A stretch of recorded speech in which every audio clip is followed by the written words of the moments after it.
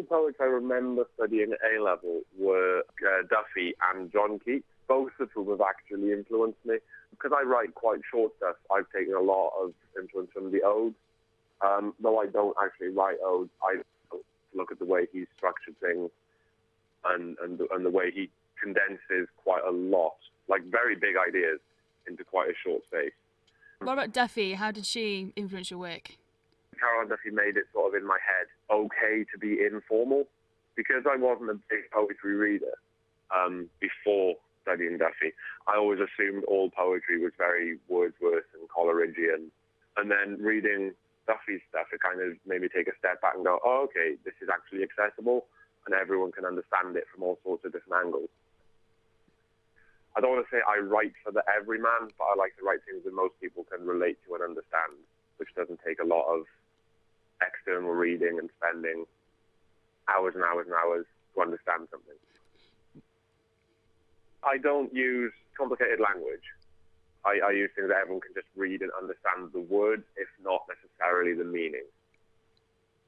So do you think Duffy is a good person to have on an A-level syllabus to just get people interested in poetry that haven't come across it before? To understand poetry, yes.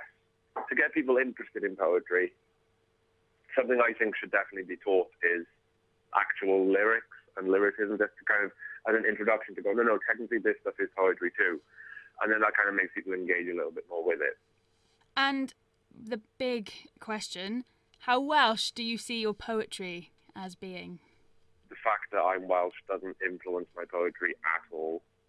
I suppose the fact that I'm living in Aberystwyth and when I write stuff where I'm setting a scene or when I'm writing about place, then being in Aberystwyth definitely helps because it's quite a gorgeous little town.